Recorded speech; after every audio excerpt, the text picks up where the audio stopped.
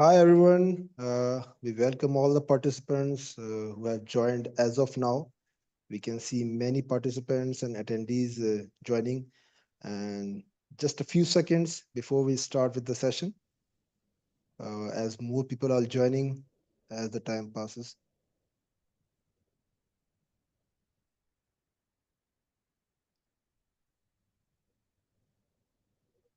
If the participants can raise their hands, if I am audible and I am visible, and the screen is visible as well. Thank you, Usman, Bilal, Asad, Haris. There are so many who have raised their hands. Thank you very much for acknowledging.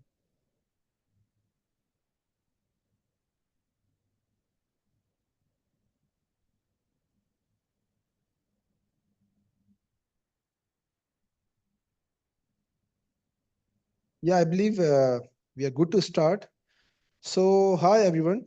We welcome all participants to another series of webinar in collaboration with BitTruster. With today's discussion on ensuring compliance with centralized BitLocker management.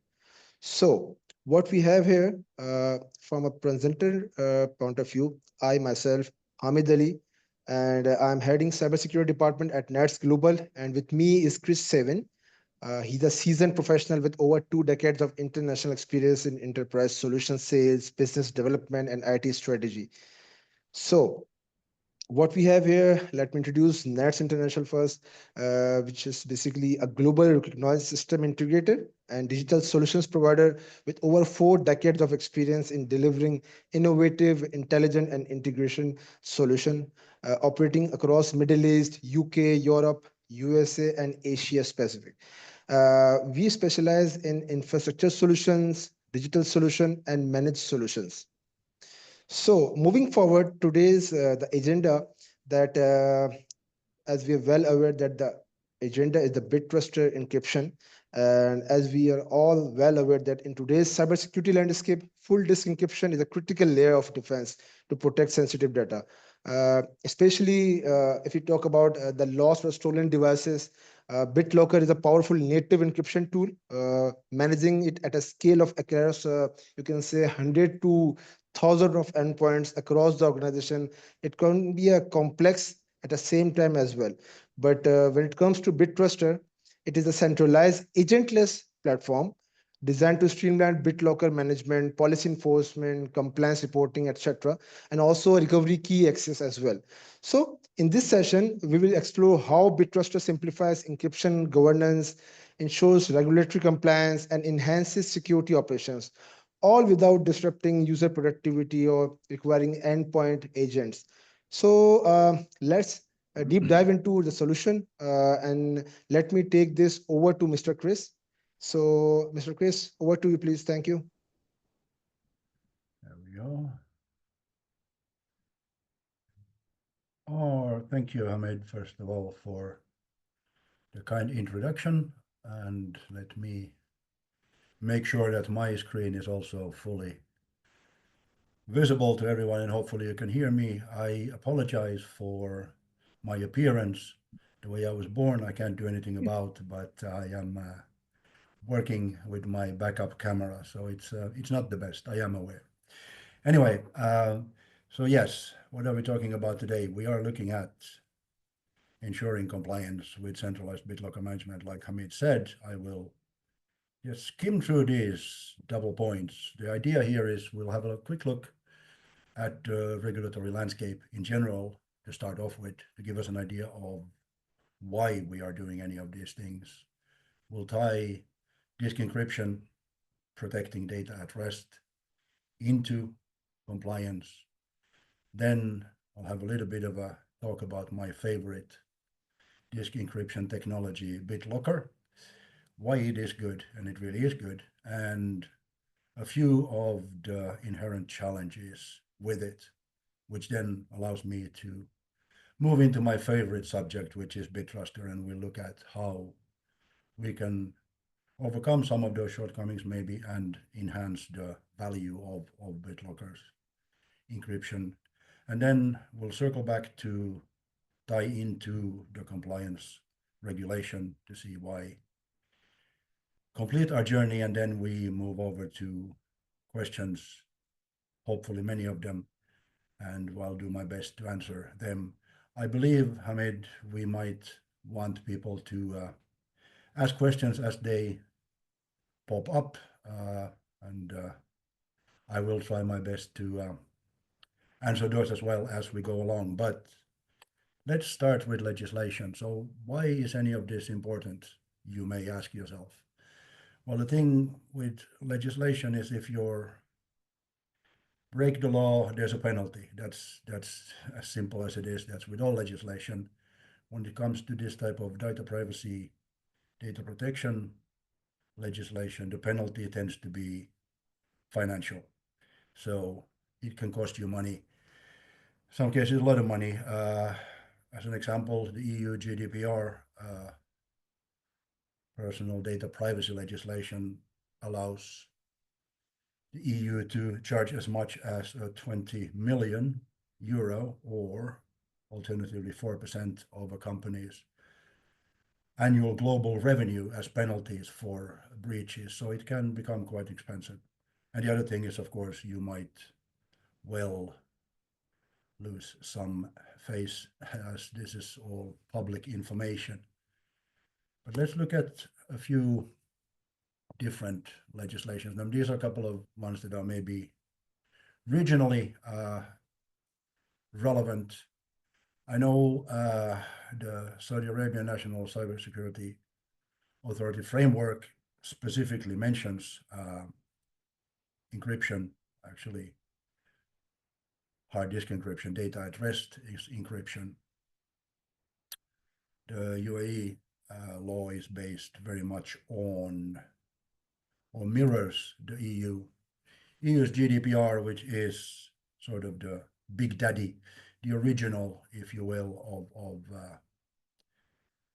data protection legislation. And it in itself, funnily enough, is a watered down version of German legislation. So you might imagine how much fun it is working in the German space with the specifics they have around how data is handled, managed, and shared.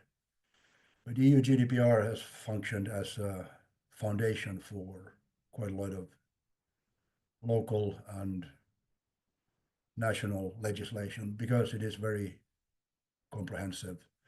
And one thing to say as well is even if you were operating in a location where the local legislation is maybe not as strict, and you might ask yourself, well, Chris, yeah, why is any of this relevant to me? Then the answer I would give is, if you're a business doing trade internationally, it is entirely likely that you end up doing business with companies in, for example, the EU, or in the United States, specifically on the west or the east coast, California, or one of the eastern states, who also all have similar legislation in place. And what happens, it's very hard to do business without sharing some customer information. And once you do that, then hey presto, suddenly this legislation becomes very relevant to you anyway. I actually got an information request from a customer of ours in the US on Friday. So it's it's a real thing. It's not just something they talk about. Another, this is US now, but relevant one and a comprehensive one is the HIPAA, which has to do with healthcare providers. For this year, there's a change. They specifically require disk encryption. It's mandated. It used to be a good thing to have, and should prove compliance, but it didn't have to include encryption, although it's hard to do without. A few other ones just to round out the field. The payment card industry, the PCI DSS, I'm sure many are familiar with. This requires encryption in some format. The CCPA, which I just mentioned, is the first American version of the GDPR. In America, there is no federal law. It's all state by state. So eventually they will have 50 versions of it, but they all have more or less the same content and the same idea, all based on GDPR. Sarbanes-Oxley has to do with the legal field. That's an old one that's been around for ages and was one of the first drivers for data and compliance. And of course, even something like ISO. If you want to be ISO compliant, there are requirements, and some of those are very hard to fulfill without encryption. So, a few things all of these very separate laws have in common. First thing is, protection of data, which probably leads to the fact that you need to have a solution. Encryption solution here would mean both getting the encryption done on the machines as well as managing all the steps that go through a encryption journey for a specific endpoint. Documentation and verification is always, in legal sense, something that you have to do. It's not about just being compliant. You have to be able to prove that you are compliant, and that's where having ways of proving it come very important. Regular auditing, reporting capabilities. If you had a solution that has a built-in audit trail and out-of-the-box 3-click reporting functionality, that would be very useful here. But I know we will be talking about that part in a little while. So disk encryption, I will not bore you too much with what disk encryption is. Data at rest, I'm sure we all know what it is on a general level at least. But how does it tie into the piece about compliance? So what does disk encryption actually help us with? Well, the first thing is data confidentiality, which will mean that only people with authorized rights to access the information have the access. This is, we are now talking about getting onto the actual physical disk of an endpoint. That's what data at rest disk encryption does. Data integrity, yes, because of the first point. If you don't have the rights to access the drive, the data on the drive, you will not be altering it either. This is a very important point in all compliance consideration, is proving it. Now, I would say encryption itself does not actually provide this. It is the basis. It is what you would prove.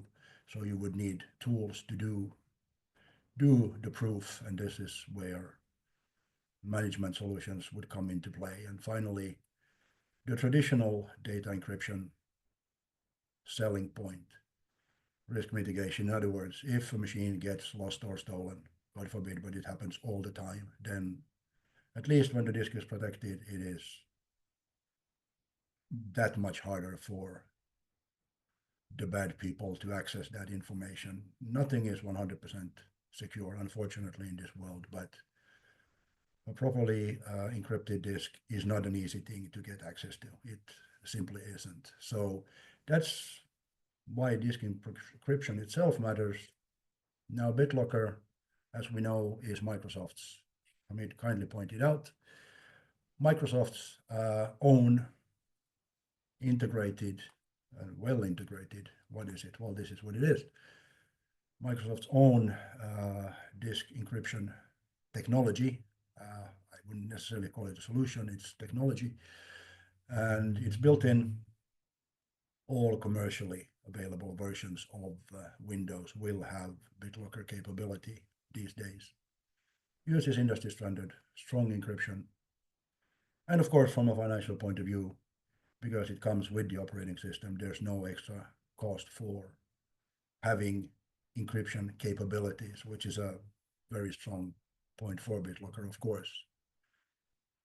So what is it good at? Well, it is good at being a native Windows solution, which means integration is on a different level than what a third-party solution will be. That is just a fact. Strong industry standard-based encryption, like we said. The way BitLocker works these days, as an end user, you do not necessarily notice it at all. There are ways to add security, which will be noticeable and something that can be centrally handled by BitTruster as well. Things like setting a pin before in the pre-boot stage to mandate an extra layer of security before you can get onto the machine. That is very noticeable, of course, but that is also an extra security choice. Performance, yes, it performs extremely well. Its impact on productivity is very near zero, and it can utilize the TPM chip on the computer's board, which is a great thing because that is a very handy extra level of security that you could utilize. You just need a centralized way of managing that aspect as well, and it does satisfy several of the major legal requirements or their laws requirements for compliance. So that's automatically quite a strong point. Is it perfect? No, nothing unfortunately is. BitLocker, the way it was originally envisioned by Microsoft was that it was going to be a way for users to protect the data that sits on their machines. That was their thinking, and that is what it's very good at. But because it is a machine-specific, one machine at a time type of solution, it becomes a little bit more interesting when you don't have one machine or even 10 machines, but maybe 100, 1,000, 10,000 machines. And then you find that BitLocker on its own is going to be, well, fall a little bit short. This is the original reason for BitTruster being founded and as a company to fill such a gap. Limited centralized reporting is a very kind way of saying it. I would argue BitLocker bare bones doesn't have reporting capability at all. You can integrate it with some existing other Microsoft technologies and come up with a way of doing reporting that is definitely possible. Is it nice, easy, and quick? No, not so. It requires quite a bit of setup and work, and things like ad hoc reporting are not an easy thing to do. Recovery key management, yes. This is a key part of the whole puzzle. Encryption is based on encryption keys, and you're assigned a recovery key to be able to access the encrypted data. Where do you store these keys? How do you store these keys? What is a safe way to store these keys? It's probably not ideally what used to be Microsoft's suggestion, which is please save it in your Microsoft account. Well, that is one way of doing it. It's maybe in a business and security point of view, I'm not sure it's the ideal one. And well, deployment. I think I mentioned that already. Manually launching BitLocker on a couple of machines. Yes, okay, that we can do. When you have 1,000 of them, that is probably not something you ever want to do, even if you had the manpower and you didn't have to care about the cost. The problem becomes, how do you prove what you've done? Is machine XYZ actually protected right now? Can you show me? Only by going back to machine XYZ and then showing it. So it doesn't work in a larger business setting. BitLocker on its own is it just wasn't made for that originally. So it has some considerable shortcomings in that sense, which could quite nicely be handled in almost all parts by BitTruster. So now we get to the favorite part from my perspective, where I get to say all the wonderful things about our solution. But there's a lot of truth to it as well. This is not just a sales pitch, trust me. So what is BitTruster? Well, it's a centralized BitLocker management platform/solution. That is what we do. That is what it was intended for originally. It was built for that. It was built as a point solution that does one thing, and it does it in our world, at least our view, extremely well. Purpose-built to manage BitLocker development through all the stages, from initial encryption through management to decommissioning at the end, if that's a requirement. Designed with compliance in mind from the beginning. Yes, reporting was a tool, a functionality available since the first commercial version, so it's always been understood that this is something that is important and simplifies. Yes, well, exactly, like I mentioned before, simplifies or makes an enterprise-wide rollout even possible, I would say. United States Post Office, not so much, rather unique selling points where there are a few. The first one I would like to point to is the fact that it is, as Hamid kindly mentioned, it is agentless, which makes it different to the majority of solutions doing similar things out there. Being agentless has the massive benefit of making the solution light, quick to install, quick and easy to manage as well, because you do not have the hassle of making sure an agent is installed on every endpoint that you want to manage. In an update scenario, same thing. You update the server-side installation and you are on the latest version. Not having to worry about if every agent updated correctly, did it restart correctly, and so on. So agentlessness tends to be a big thing. Getting BitTruster in place is not a project. It's an afternoon's work. I've done it myself in less than 2 hours on a fresh install, and I am not the world's most technical person when it comes to these things. Reporting, like I mentioned, always been a part of BitTruster's DNA. If you need a report on the status of any aspect of your encryption environment, it's 3 clicks. Activate report, decide, put in an email address of the person you need to send it to, press send, report is out. That's as simple as that is. Compliance also in the general sense, you can have a full overview on the main interface of the solution of all the same aspects. What is the status of your of encryption in your data park, so to speak? That's another way of immediately being able to see if there is an issue somewhere. Policies, I think we will talk about policies some more at a later stage here, but BitTruster is fully policy driven. So the whole idea about guaranteeing uniform, compliant outcomes is everything BitTruster does is dictated by policy. These are policies you build within the solution that tell BitTruster how to handle the encryption on the endpoints. You can set it up in all kinds of different ways, whether it's by type of endpoint or where it is in an Active Directory structure and so on.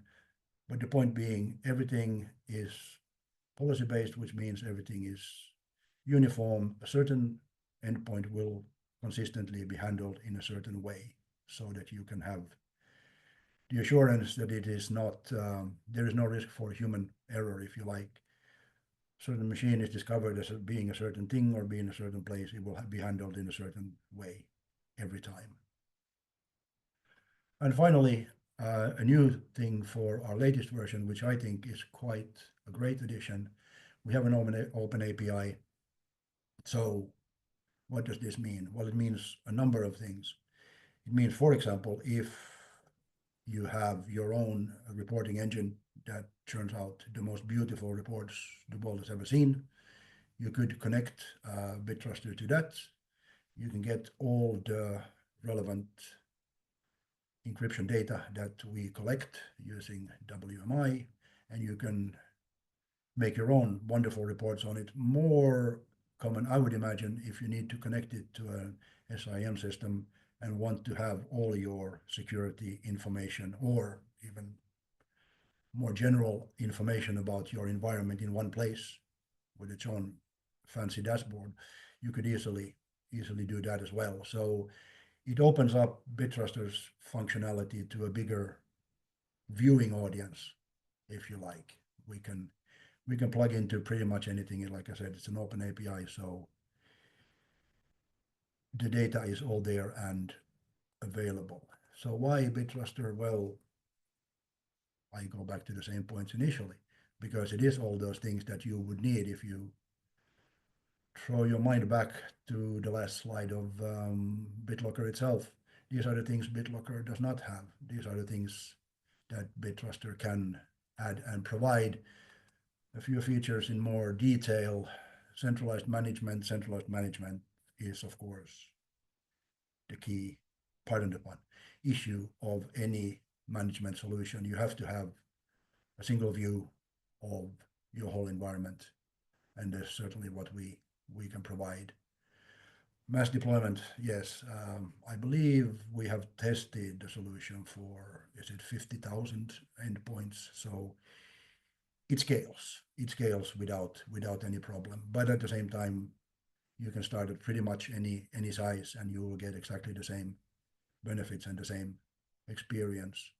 Policies I already mentioned, so that's a big part of it. Enforcement is quite an important thing here, because the way BitLocker is built originally, like we covered, the end user has certain power over BitLocker, if you like. So a clever end user can go in and undo the encryption if they so choose. I don't understand quite why they would, but it's possible. When you use BitTruster and you have your policies configured, what happens is BitTruster would connect to the endpoint and notice that it is no longer encrypted, but the policy dictates that the machine needs to be encrypted, so it will be encrypted again. And if you have a very naughty employee and they undo the work again, next time we connect to the machine, it will be encrypted again. And because BitTruster is part of a machine, it can keep doing that forever. I think any user will grow bored at some point when they realize that this isn't going anywhere. Also, maybe this is not something a user should do, but since it's possible, there has to be a way to overcome that. Remote BitLocker operations, yes. So we handle all the aspects you would see on a BitLocker installation locally. They can all be handled remotely through the BitTruster console. Compliance reporting, I keep saying compliance and reporting so much, but it is a big thing. Like I mentioned, it's been there from the beginning. Reporting was understood to be a key part of security in general. It is not just that you do things, you always have to prove that you do it as well. So real-time status monitoring through the main interface. You can automate the reports, yes. You can just set them out to be sent at whatever intervals you choose, or like I mentioned, 3 clicks gets you an ad hoc report out to whoever needs it. And encryption verification, of course, all machines' statuses will be shown as they are, including fully encrypted, which is what you want to see, all green. There is an audit trail. There's a separate part of BitTruster that tracks every activity, regardless of whether it's something on the user and any activity an admin using BitTruster has completed, or if it is on what we call a self-help portal, which is a separate web-based interface that can allow end users to do certain things themselves. Popular with some customers, not popular at all with others. All this activity will also be tracked, and there will be a full audit log of every activity. So you can always refer back to that and be assured that any activity is tracked. So those are some of the things. Recovery, key management, the key part, sorry. So BitTruster, the first thing BitTruster does is, if, for example, if there is a machine that's already encrypted with BitLocker, BitTruster would reach out, realize that the machine has been encrypted, harvest the keys. In other cases, collect computer information, and then it would centrally push out the encryption, and the keys would be stored in a separate database. So you have them in one place. For security, I would always suggest, of course, that this database is encrypted separately, but this is a different kind of encryption that falls a little bit outside of BitTruster's purview. We couldn't do that ourselves, but that's best practices, of course, for database management, same as potentially thinking about having failover options for the database. Role-based access to the solution itself. So there is by default, someone has admin rights, which would allow them to do everything that's doable. He or they can then assign different levels of access to different users. For example, if you have a help desk functionality, you can set up a group that has more limited view and more limited ability to do things within BitTruster. This is best practices. I think everyone should not be allowed to do everything. Self-service, I think I just mentioned the self-help portal. That is where, as a company, you can assign your users certain rights to do things themselves if you want to. Finally, key rotation, similar to where you to use PIN verification, you can set keys to change automatically with intervals that you decide to. So this for both keys as well as any pins or passwords, you can set a refresh date on that for them to change if that's something you need to do. This will then automatically be updated and pushed out to the endpoints by BitTruster. So there's quite a few things. So how does all of these things kind of tie together? We started talking about law, and now I've been going on for ages about a solution. Well, if we look at some of the legislation I mentioned in the beginning, how does BitLocker, with the help of BitTruster, get us somewhere? Well, as you can see, it does quite a few good things. It helps with a lot of the needs for compliance that you have in different parts. GDPR even approves. Unfortunately, in GDPR, they used originally the appropriate technical measures, which is a terrible way of saying something in a legal text. It should be specified, but it hasn't been exactly specified, but it's tested in court and agreed that disk encryption fulfills that requirement. And using reporting, as we mentioned, provides evidence of such things. Our other favorites. HIPAA, yes, it's disk encryption. It's managed disk encryption. So you can provide information from an auditor perspective. You can provide all. I see a hand raised. Is this a Yeah, question? Do we yeah, go through Chris. or Yeah, Chris, we do have a few of the questions prompting out. One of the Mhm. question that a Yeah. participant is asking, how does BitTruster make sure that endpoints are encrypted? Like, does it show the progress of the encryption or the Hmm. decryption? Right. Good question. Yeah, so technically, like I mentioned, we use WMI, which is Windows Management, blah, for blanked on the I, technology to reach out, communicate directly with the endpoints. This is a Microsoft technology that gathers quite deep data and information about individual machines. So that's what we use to reach out to the machines with. Part of what the WMI calls can do is both monitor and, of course, trigger and manage the BitLocker encryption process on the machine. So that's how that is done. What you will see on the BitTruster console end, you will see this progress. So you will see encryption initiated, you will see it progressing if you want to sit there and watch that happening.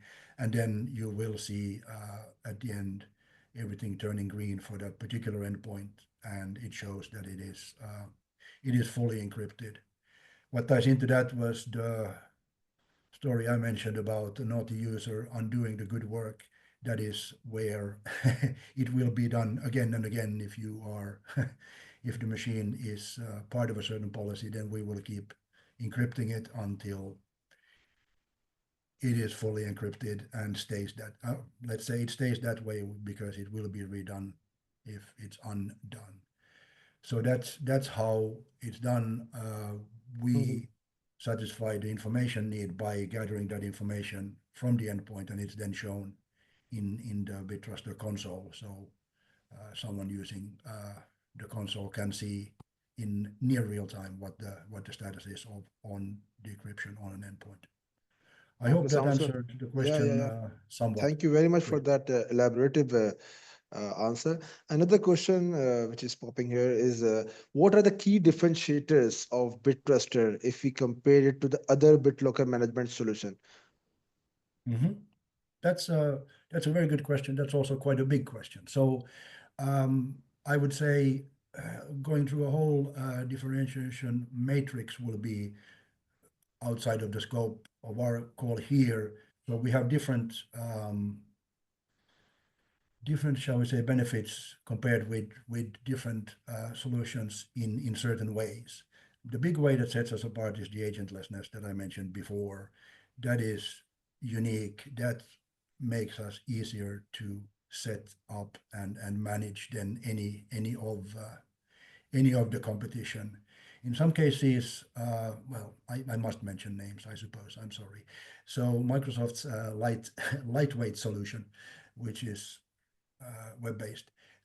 Compared with them, for example, our reporting is superior. They don't really have any good way of reporting. Audit functionality is quite less satisfactory. Microsoft's heavier offering that comes with the enterprise agreement is quite good and quite comprehensive. It is also what I would call a project to get in place, and it's almost a project managing it. So a heavy, complex solution compared with a lightweight, easy to install and manage solution that both do practically the same thing. So my answer to that is generally the agentlessness sets us apart in practically all cases. The fact that we deliver comprehensive set of tools to manage all aspects of BitLocker and reporting on the functionality while still being a lightweight solution is another general unique point, I would say, where we compare very well with pretty much anyone out there. That's what I would say. I will do full disclosure at this point and say agentlessness comes with its features as well. So there are things that an agentless solution does less well than something that has an agent. But this is maybe something we can either ignore or elaborate on a little bit separately if it Yeah, is important. So I'm not sure if I answered that yeah, fully. I think it's yeah. It was if quite you an go head elaborative to head answer. with separate solutions, then it's Yeah. easier. But Yeah, thank you for that elaborative answer. Just a last question before we move forward. I hope that you can also see the question on the screen as well. Usman is asking, in what Mhm. ways can enhanced reporting and real-time compliance visibility from platforms like BitTruster empower CISOs and compliance team to shift from reactive risk management to a continuous assurance model? That is quite a big question. It is I quite a hope, big question. yeah, I hope you Um, can answer this. Yeah. Yeah, well, I mean, there are a few things we can do here. I mean, I would also include in that I would look at the fact that we have an API that connects the data we can collate into potentially other systems.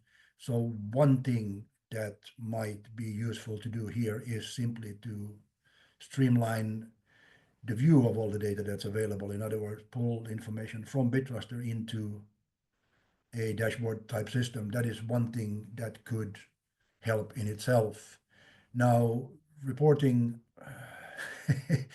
by itself, I mean, what you get two things if you use BitTruster itself. You will have the near real-time view within the solution. You can get reporting out in a timely manner, either on schedule or ad hoc at any moment. So that gives you information in report format. But I think I will still circle back to the API and say I would look at ways where I can get more data into the same one view. We collect fantastic amounts and fantastic information, but sometimes the most efficient way is to have everything in one view. That allows you to be perhaps less reactive, or if it is reaction, it is at least quicker than dealing with multiple systems in more or less in isolation. I am not sure. That was a very meaty question, and I'll be Yeah, happy to think about it a little bit more and come up with more comprehensive answers to that. yeah. We do have some other questions as well, but Mhm. I would say let's carry on with the presentation slide deck, and Yeah, then later at the end of the discussion we can have it. perfect, perfect. Well, I think we are quite near the end. Oh, I just threw that in there to not be just about privacy. So again, encryption, specifically BitLocker plus BitTruster, does deliver on showing compliance, proving compliance, I should say, well, guaranteeing compliance in terms of technology that protects data and shows compliance in terms of being able to prove it. And I think we now get to the next phase, which is excellent, where I say thank you for your time and attention for the presentation part of the webinar. And now we get into the fun part, which is I get held to account and have to explain what I was on about just then. So feel free to ask your questions, and we'll go through questions that have come up now, right, Hamid? Yeah, Chris. Many questions are awaiting your reply. We were just holding those up. One of those questions is, what are the most common deployment challenges, and how does BitTruster address those? Good. Well, the most common challenge in encryption sense is because it is machine specific. It always is that. If we're talking disk encryption, then the disk sits on a machine. So X number of things you have to do on one endpoint multiplies when you have 10 or 100 or 1,000 or 10,000. So scale is one thing. What that means in terms of challenges, and now I will shamelessly plug the agentlessness again, is if you have a solution where you have to make sure that all your 10,000 endpoints have something installed on them first, installed correctly, running correctly, before you can do something, then you automatically have a project, in my opinion, because that is not the easiest thing. If you have a solution that is agentless, then your big challenge is making sure the server-side installation is done correctly. And that is just another installation. That is not a very complex thing. You go through the checklist of prerequisites that they are in place, you install, you verify installation, you import the part of Active Directory that you want managed. This is how BitTruster now happens to work. BitTruster goes to work, start importing machine data, machines pop up with AD information initially, then as we connect to them directly with full machine information. This is all running. You're in fact getting closer to production readiness within, like I mentioned before, hours, not days or weeks. So the big challenge to me is the getting the thing in place and getting it up and running. Then of course you have ongoing management updates, as we know with any solution. can be a trick. So if you have the previous scenario that I mentioned, where you have some piece of technology that sits on every machine, then when there's an update, there likely have to be updated all of them as well. So you go through the 10,000 times of making sure everything works again, and you update, of course, the main solution. Whereas with BitTruster, what you do is you update to latest version on the server side, and there you are. No other changes in the environment itself. There's no changes because BitLocker itself hasn't changed. What BitLocker is told to do hasn't changed, so that just carries on as normal. So I did turn that into a pitch a little bit, but I think maybe that hopefully answered what I think the biggest challenge would be as well. Yeah, yeah. Thank you for that, Chris. Again, we have a lineup and a series of questions. I'm just trying to wrap it up. Okay. Yeah. So just another question, like if a company is already using a native BitLocker, Mhm. what additional value does BitTruster bring? Okay. If Yeah, it good. applies. Well, that's I would say if you have a company that's already decided to deploy BitLocker, uh, either fully or in part. I mean, the first thing I will say from a BitTruster perspective is that is brilliant. We can take over an existing BitLocker encryption quite easily. We just gather the information about it, and that will continue seamlessly. So there is no, that is in itself is no problem. Uh, what would be interesting to know is how has a company that's deployed BitLocker, what have they used to make it work? If I imagine BitLocker by itself and like I've seen in the early days, tinkering up tools like Excel sheets and small separate databases and storing keys in Active Directory and hoping to be able to prove that they are all there and what is the status of X and Y machine. Those are the type of things that are just there when you install BitTruster. Once you have the machines under management, all of that information is available to you within, well, looking at the dashboard or a couple of clicks. So I would say it adds systematically all the pieces that you need to actually manage BitLocker in an enterprise environment, and it does it in a way that is not too painfully complex or very much work. Oh, thank you. Just taking the last question because we do Mhm. have many questions again, and we will try to respond them through email, maybe possible. But let's Happy to, yes. take another question. The question is there support for SIEM integration or any alerting mechanism in case of any policy breaches? Is there? Yes. Yeah, absolutely. So again, through the our API, you could connect BitTruster up with well, technically any SCIM solution because it's an open API, so it's very connectable. So that would give you access to all that information. BitTruster itself does not have an alert functionality like that.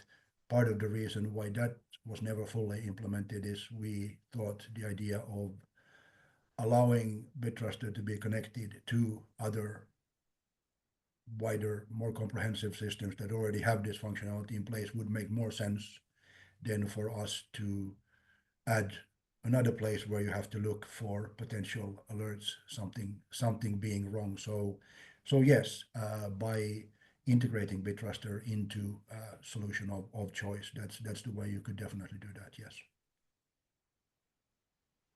Thank you very much, Chris, for answering all the questions. We still have some of the questions in line, but we will try our best to answer it through email. But Gotcha. nevertheless, thank you so very much, Chris, for having a wonderful webinar session on the BitLocker management, truly focused on the BitTruster technology.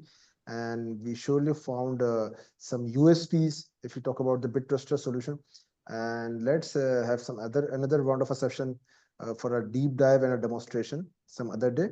But until then, let's wrap this session. And thank you all the participants who have joined. We do have many participants coming from different regions, and we have so many questions. And thank you again, once again, We'll Chris, do our best. for joining us and answering all those queries and elaborating your solution quite nicely. And thank you. And let's wrap it up. Thank you all. Brilliant. Thank you. Goodbye. Thank you from my side as well. Thank you, everybody. Thank you.